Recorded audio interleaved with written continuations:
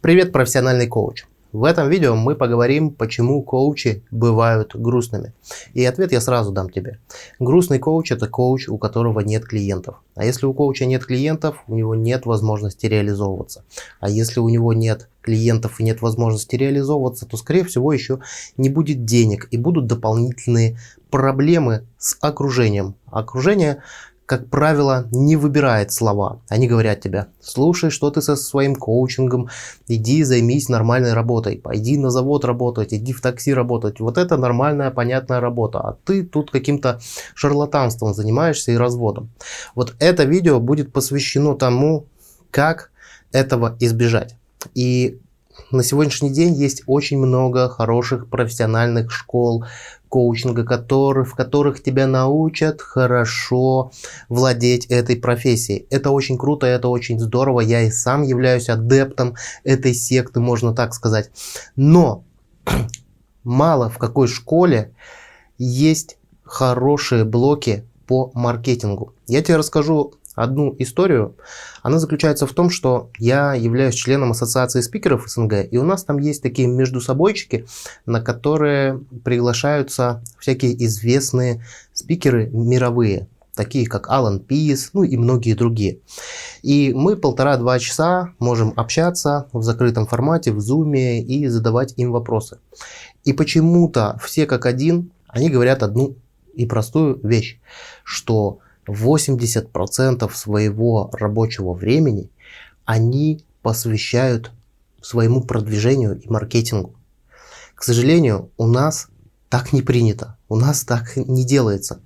Ну вот какая история происходит. Получается, что ты проходишь хорошую тренинговую программу по коучингу, ты набираешься опыта, практики, становишься хорошим специалистом, получаешь диплом и сертификат, а потом сидишь и ждешь клиента. Сидишь и ждешь, когда он придет. А он не приходит. И у тебя начинают появляться сомнения, что ты плохой коуч и так далее, и так далее, и так далее.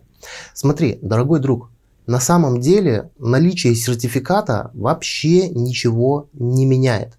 Потому что у нас в странах СНГ профессия коуч является такой нелицензионной. Да? То есть, если ты, допустим, можешь пойти работать веб-дизайнером, даже если у тебя не будет образования. Ты хорошо рисуешь веб-страницы, и ты так или иначе либо на фрилансе найдешь заказчиков, и ты так или иначе, может быть, даже устроишься куда-то на работу. Потому что даже если у тебя нет диплома, даже если у тебя нет какого-то сертификата и обучения по веб-дизайну. То же самое там с маркетологами. Не обязательно иметь образование маркетолога, но ты можешь себя реализовывать в этой профессии. И с коучингом то же самое. То есть у нас сейчас ты можешь работать коучем и можешь даже устроиться в компанию, в какую-нибудь коучем, даже если у тебя нет никакого диплома, даже если у тебя нет никакого сертификата. Все ограничения сидят у нас в голове. Почему я сейчас об этом рассказываю? Потому что многие думают, что заниматься продвижением не нужно, или нужно им заниматься совсем чуть-чуть. И, соответственно, упускают очень много времени. Они думают: так, сейчас я пройду обучение, начну себя чувствовать более уверенным, и потом я начну заниматься своим продвижением. Но смотри, обучение происходит долго, в разных школах по-разному. Где-то полгода, где-то 8 месяцев, где-то год даже. И этот год ты можешь посвятить, кроме того, что ты параллельно обучаешься непосредственно профессии и коучингу, ты этот год можешь посвятить своему продвижению. И это очень-очень важно, потому что продвижение, оно не бывает мгновенным. Продвижение, оно не бывает сиюминутным. И те клиенты, которых ты будешь находить, тебе их нужно ценить, они как на вес золота, потому что эффективность работы коуча определяет не диплом и не сертификат. Эффективность работы коуча определяет клиент. Если ты своему клиенту даешь результат, то он готов тебе платить деньги. И он готов тебя рекомендовать другим людям, своим знакомым. И ему, по большому счету, не важно, есть у тебя сертификат или нету. К чему я это все? Я это все к тому, что, обращая внимание на участников групп по обучению коучинга, они откладывают момент продвижения и момент продажи себя куда-то в долгий ящик в надежде, что сертификат что-то даст, в надежде, что вот когда я получу диплом, я начну получать еще и клиентов. Эти вещи не связаны. И я рекомендую тебе, если ты еще начинающий коуч, если ты только начал обучаться коучингу или ты еще только собираешься обучаться коучингу, уже задуматься над этим вопросом, как ты будешь себя продвигать. Я продвигаю себя через интернет, и у меня основной источник моих клиентов – это YouTube. Не этот канал. У меня есть другой канал, посвященный NLP, и в основном мои клиенты, они оттуда. Это и корпоративные заказчики, и индивидуальные клиенты в коучинг. И очень важно, вот прям очень важно начать заниматься своим продвижением уже прямо сейчас. Некоторых людей останавливает, а что вот вдруг, если я начну о себе что-то писать, или я начну о себе что-то рассказывать, как про коуча, но я же еще не совсем коуч, я еще не совсем разбираюсь, и вдруг ко мне придет клиент, и мне нужно будет с ним работать, я тебя поздравляю, добейся этого результата. Даже если к тебе придет клиент, а ты еще потенциально не готов как профессионал, то есть ты считаешь себя не очень хорошим коучем, это не та проблема. Это не та проблема, которую нельзя решить. То есть если к тебе пришел клиент с каким-то запросом, ты же всегда можешь сказать: так, давайте назначим сессию на послезавтра. У тебя будет 2 дня для того, чтобы полопатить информацию и поразбираться, а как, с помощью какой технологии я могу решить клиенту этот запрос. Но пусть лучше будет так, пусть ты лучше будешь не готов как коуч, и к тебе будут приходить клиенты, чем когда ты обучишься, пройдешь 100-500 программ, станешь суперпрофессиональным коучем, но будешь сидеть и ждать этих клиентов. Вот на раскрутку требуется время, минимум год. И смотри, на что еще требуется время? Еще требуется время твоему клиенту, чтобы он к тебе пришел. У меня есть такой средний срок. Я его вычислил, чисто эмпирически, спрашивая у клиентов. Когда клиент приходит на первую сессию, я у него обычно спрашиваю: как давно вы вообще обо мне узнали? И в среднем, если это клиент не по рекомендации, но и по рекомендации тоже так происходит, в среднем это где-то 4-6 месяцев. То есть, если моего клиента кто-то убедил обратиться ко мне, то до того момента, как его кто-то убедил, как он ко мне обратится, проходит в среднем 4-6 месяцев. И если эти 4-6 месяцев у меня в социальных сетях, в Инстаграме, в Ютубе не будет появляться ничего, или хотя бы просто не будет какая-то нормальная страница, которую я использую как визитную карточку, то этот клиент, скорее всего, до меня не дойдет. И я тебе очень рекомендую завести во всех известных социальных сетях просто странички, где ты напишешь: ты коуч, какое у тебя образование, если оно есть. Если у тебя образования нету, пока не пиши про образование. Напиши свою специализацию. На чем ты специализируешься, чем ты помогаешь людям. И просто оформи эти несколько страничек. Это уже будет намного круче, и ты будешь уже на несколько шагов впереди, чем те, кто просто ждут своего сертификата и ждут, что им сертификат что-то даст. Сертификат не дает клиентов. Сертификат дает подтверждение, что ты прошел тренинговую программу в таком-то количестве часов. Ни больше, ни меньше. Вспомни, что маркетологом хорошим можно стать и без диплома. Хорошим дизайнером тоже можно стать и без диплома. Единственное, что, конечно, врачом ты не станешь без диплома. Есть такие профессии, где без диплома нельзя. Да? Допустим, нельзя, наверное, работать на атомной электростанции, когда у тебя нет соответствующего образования. Или нельзя там работать доктором, как я уже говорил.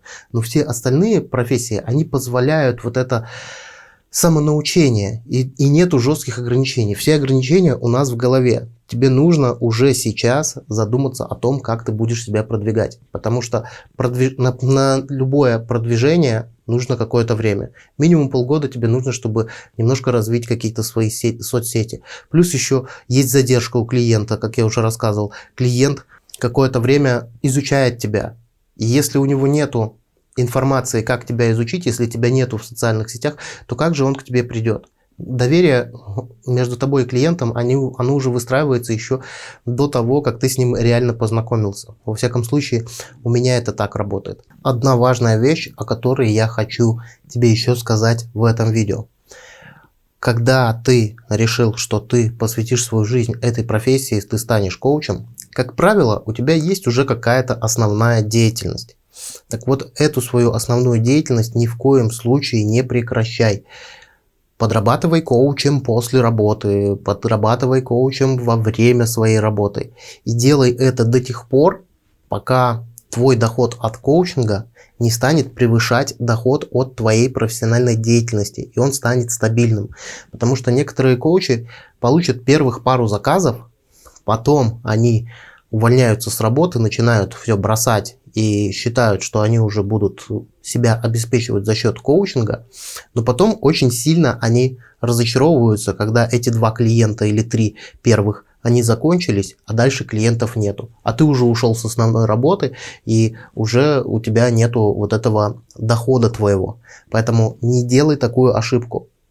Коучингом занимайся параллельно со своей основной деятельностью, которая тебе приносит основной доход. Как только ты поймешь, что твой доход от коучинга стал превышать, и он стал стабильным, выражусь так, стал стабильно превышать твою основную занятость, ты это почувствуешь. Ты почувствуешь, что ты на коучинг тратишь больше времени, чем на свою основную деятельность. Ты как бы столкнешься с тем, что тебе придется выбирать.